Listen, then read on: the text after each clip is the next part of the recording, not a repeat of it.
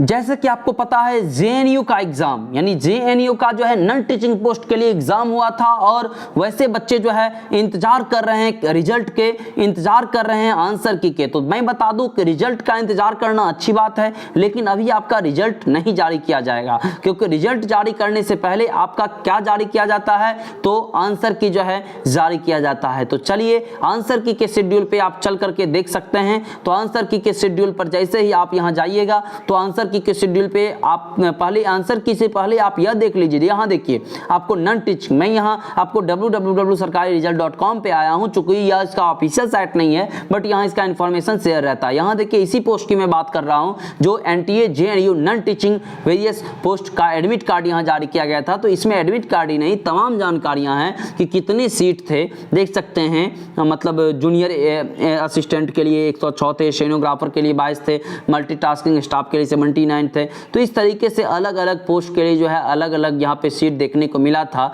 जिसके लिए जो है आपका ओवरऑल एग्जाम लिया गया था। एग्जाम आपको पता है कि 2 स्टेप में लिया गया, 2 दिनों में लिया गया, जो कि मतलब और एक चीज इसमें कॉमन देखने को मिले जो कि 26 और 27 अप्रैल को आपका ये हुआ।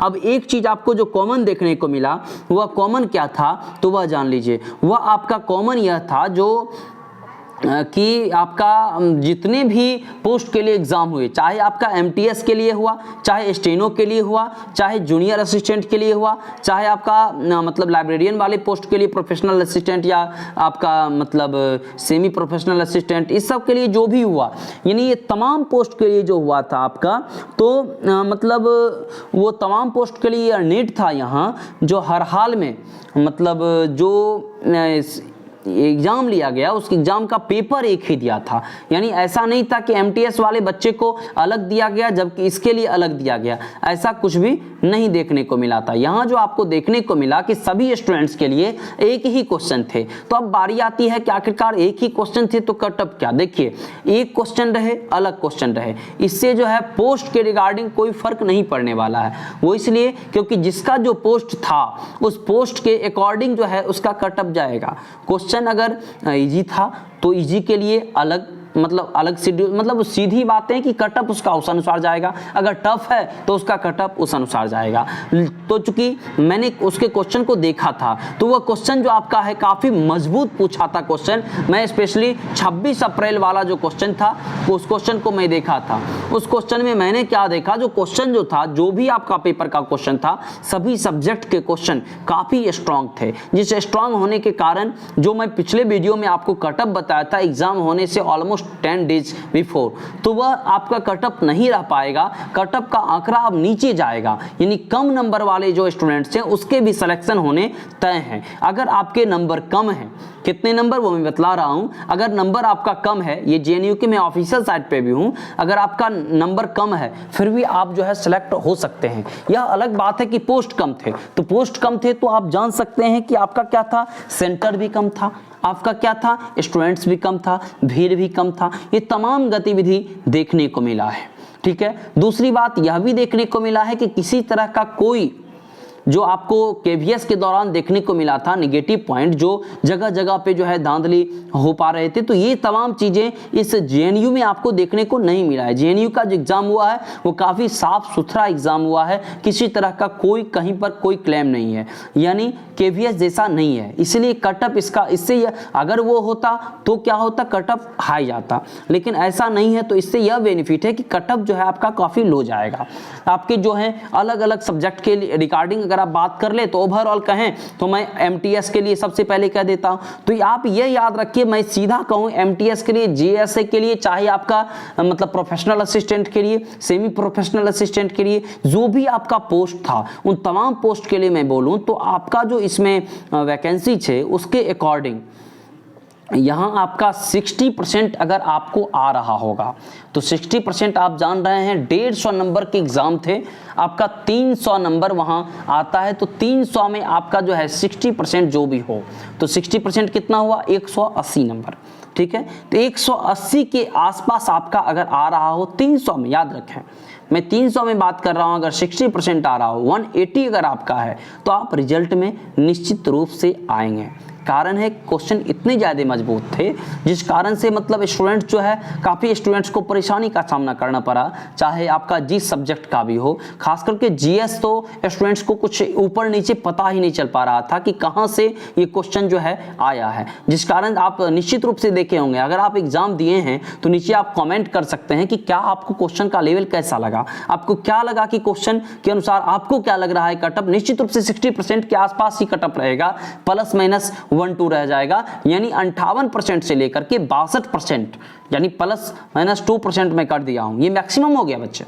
62% से ऊपर हर हाल में जो है आपका कटअप नहीं जाएगा। अगर आपका इतना है तो निश्चित रूप से आप बेफिक्र रहें, आप रिजल्ट में हैं, आप जो है आगे का प्रिपरेशन अगर आपका दूसरा स्टेप है तो करें, अगर नहीं है तो कोई दिक्कत नहीं है, फर्स्ट स्टेप से ही आपका सिलेक्शन हो जाएगा। खास करके जो टाइपिंग वाले पोस्ट हैं उसके तो और ही कम जाएंगे। जो टाइपिंग वाली पोस्ट, जो पोस्ट टाइपिंग के हैं उसके 50% से ऊपर, यानी आधा नंबर पे आप मान लीजिए, क्योंकि दो फायदे हैं। एक तो जो टाइपिंग वाले पोस्ट थे उसके सीट सबसे अधिक थे, जितने भी वैकेंसी थी उसमें सबसे ज़्यादा अगर किसी का पोस्ट था तो वह टाइपिंग वाली पोस्ट का ही था। तो एक तो टाइपिंग वाला पोस्ट है, दूसरा किसी तरह का कोई धांधली नहीं हुआ है। जी हाँ, यह बिल्कुल सही है, किसी तरह का कोई आरोप पूरे इंडिया भर में नहीं है। तो दूसरा पॉइंट कटअप कम जाने का ये रहा। तीसरा पॉइंट यह रहा number of students. Number of students आप जो एग्जाम दिए होइएगा, आप देखे होइएगा कि 70% से ऊपर प्रेजेंटेशन नहीं था, यानी हर हाल में 30% स्टूडेंट क्या थे कि एब्सेंट थे। तो तीसरे कारण ये हो गए। चौथे कारण कटअप लो होने का कि अगर आपका दूसरा स्टेप टाइपिंग है तो मतलब निश्चित रूप से क्या होगा कि कई स्टेप में एग्जाम होने के कारण जो है इसके रिजल्ट कई गुना देते हैं। तो चौथे स्टेप जो कटअप कम होने का है ये है। पांचवा जो स्टेप आपका कटअप कम होने का है वह यह था कि फॉर्म भरने के जो फी लिए गए थे काफ़ी अत्यधिक फी था।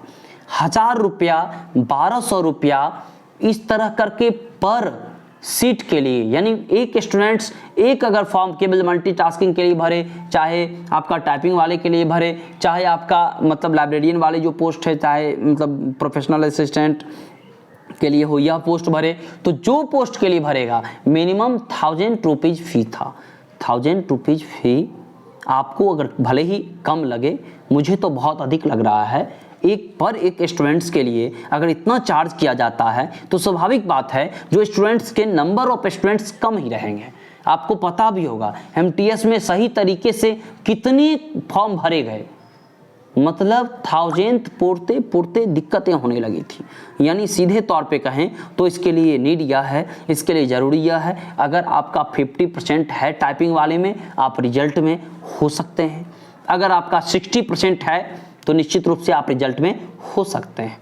ठीक है, यह एक अनुमान है और अनुमान आशा करते हैं निश्चित रूप से ये बिल्कुल सही अनुमान है। आपको क्या लगता है आप कमेंट में निश्चित रूप से करें। फिर मिलेंगे एक नेक्स्ट टॉपिक के साथ। हाँ, एक पॉइंट यह रह गया कि आखिरकार इसके आंसर की अभी जारी नहीं किए गए हैं, आंसर कब तक जारी किया जाएगा। तो आज आपका जो है डेट क्या है, 11 मई है, और याद रखिए आपका लगभग 18 मई तक हर हाल में आंसर की जारी कर दिया जाएगा। जो बच्चे आंसर की का वेट कर रहे हैं, पहले आंसर की जारी होगा फिर रिजल्ट, तो आंसर की आपका 18 मई से पहले जारी कर दिया जाएगा। ठीक है, यह डेट याद रखें। ठीक है, अब कोई कंफ्यूजन आशा करते नहीं होगा, क्योंकि पहले आंसर की से अपना मिला लीजिएगा आपको कितना आ रहा है, फिर आप मुझे कमेंट कीजिएगा कि कितने आ रहे हैं। उसके बाद फिर मतलब नए सिरे से नए सर्वे के अनुसार एक नया कटअप लिस्ट वाला वीडियो जारी करेंगे। ठीक है, अब इस वीडियो में इतना ही रहने दें क्योंकि वीडियो लंबा हो रहा है। अगर इस चैनल पे नए हैं तो सब्सक्राइब कर लें। हर एक तरह का केवल इसी के संबंधित नवोदय विद्यालय, केंद्रीय विद्यालय, DSSB, चाहे अन्य जो भी वैकेंसी आपको आती है, विभिन्न तरह के वैकेंसी की जानकारी आपको अपने इस चैनल पे मिलता रहेगा। धन्यवाद।